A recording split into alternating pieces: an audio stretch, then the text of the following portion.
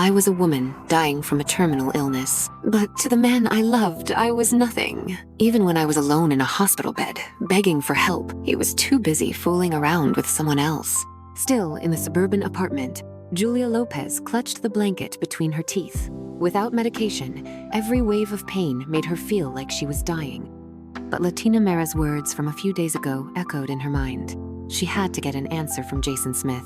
She refused to believe he would really throw away everything they had. Latina Mera hadn't shown up in days. Servants guarded the door constantly. There was no way out.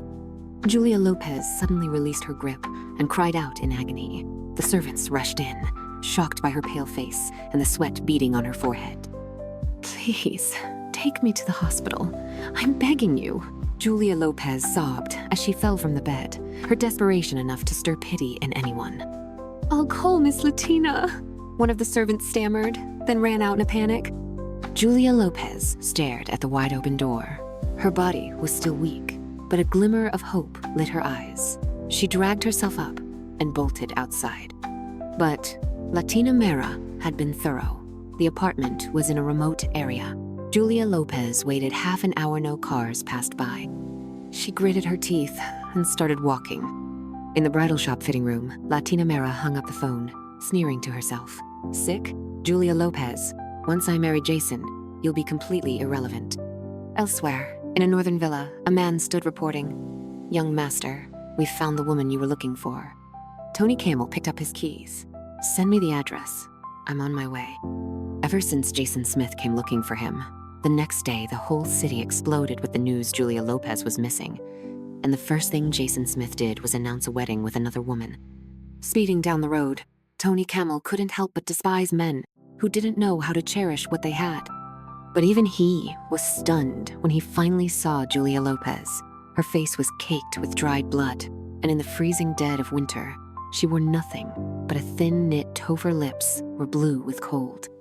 "Doctor, please, contact my husband," Julia Lopez whispered, eyes full of desperate hope, like she'd finally found a lifeline. Tony Camel's eyes reddened instantly. He steadied his voice. "Get in the car." Julia Lopez glanced at the vehicle, hesitant.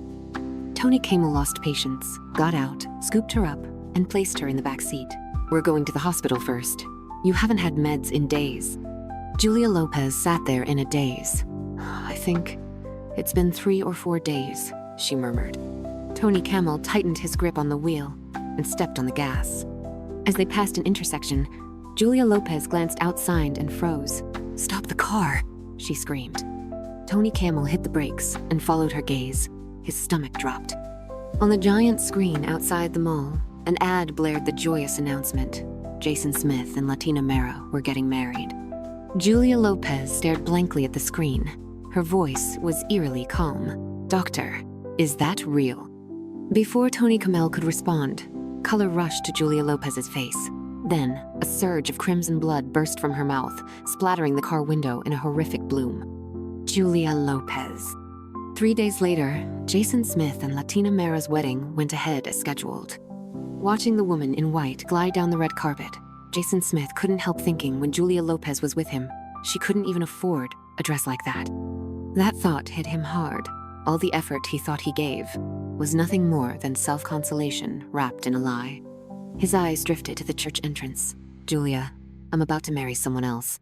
Are you really not going to show up?" As Jason Smith stared longingly, the tightly shut church doors suddenly creaked open. Blinding light poured in. Everyone squinted except the groom, who stood there wide-eyed in shock. When he saw who it was, Jason Smith practically growled through clenched teeth. "Tony Camel, you and Julia Lopez tricked me, and you still dare show your face here?" The overwhelming shock shattered what little grace he had left. Tony Camel's expression remained calm, but everyone could feel the sorrow radiating off him. Holding a funeral urn in his hands, he said, "Jason Smith, I brought Julia Lopez to your wedding." Tony Camel's words threw the entire room into an uproar. On General Manager Jason's big day, this man showed up with an urn. Was he trying to stir trouble? Did he just say Julia Lopez? Who's that? No idea. Let's see how General Manager Jason reacts. Only Carlos Garcia, seated in the crowd, looked at Jason Smith with worry. Of course he knew who Julia Lopez was and what she meant to his boss. It had only been a few days. How could a living, breathing person now be reduced to ashes? How was General Manager Jason supposed to handle that? Amid the chaos, Jason Smith roared, "Shut up, all of you." Once the room went silent, he walked toward Tony Camel, stopping 3 steps away.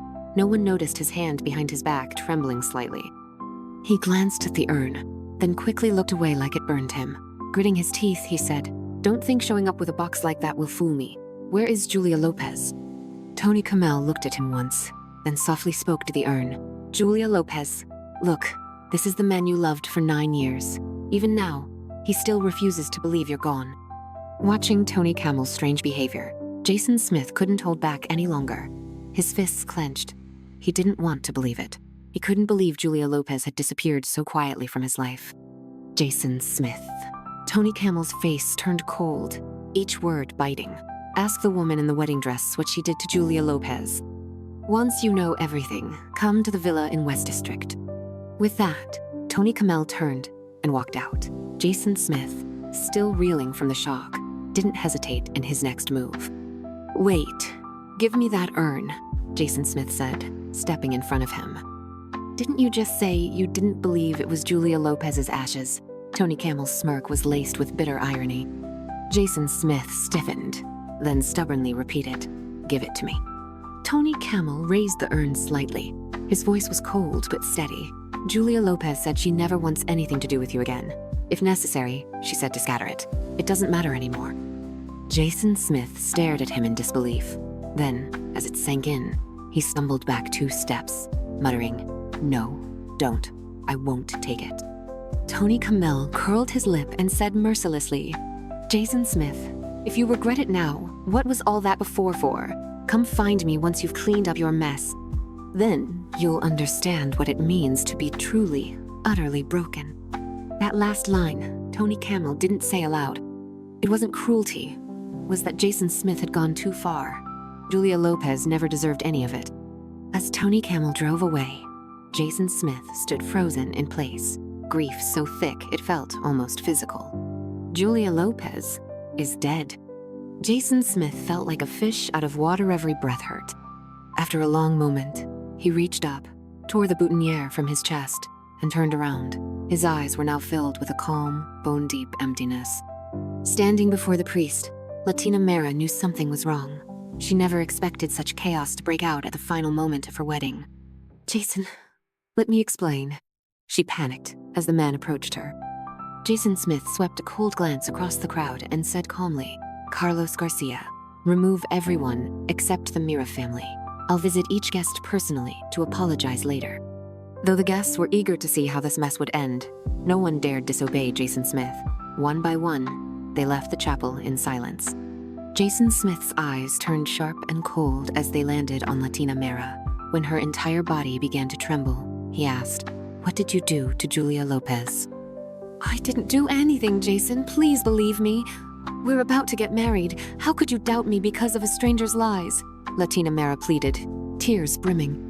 But all Jason Smith could think about was Julia Lopez, gone. He didn't care who was watching. "Carlos Garcia, take Miss Latina back. Until I say otherwise, no one is allowed to see her." Then he turned to the Mera family. "Wait until I figured out the truth." The unspoken message was clear. If Tony Camel had told the truth, the Mera family was going to pay dearly. Jason Smith left the church and drove straight to the address Tony Camel had given. He couldn't help but wonder those West District villas weren't cheap. Since when were doctors this rich? In the West District, Tony Camel gently set down the urn and instructed, "A Mr. Jason will be arriving soon. Bring him in directly." "Yes, young master," the servant answered respectfully. Once alone, Tony Camel opened a drawer and pulled out a folder.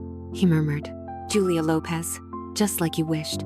Jason Smith didn't finish the wedding with Latina Mera. Now comes the real show." Sitting by the towering window, Tony Camel stared at the urn. A shadow of emotion flickered across his face, dark, unreadable. About half an hour later, Jason Smith stepped into the villa. The refined decor deepened his suspicions about who Tony Camel really was. But he didn't forget why he came. He followed the servant upstairs, opened the door, and saw the urn on the table. Jason Smith's heart sank deeper. If this was just a performance, why would Tony Camel bring something so ominous into his own home?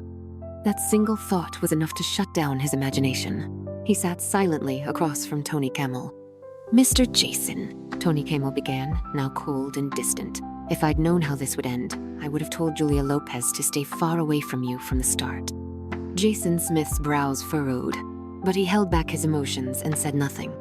"The first time I met Julia Lopez, she came alone. Her illness wasn't too advanced yet, but she already looked worn down. When I saw the word married in her file, I couldn't help but wonder where was her husband." Tony Camel spoke flatly, completely ignoring the storm brewing on Jason Smith's face. "Each visit, she looked worse than before, but she kept up treatment.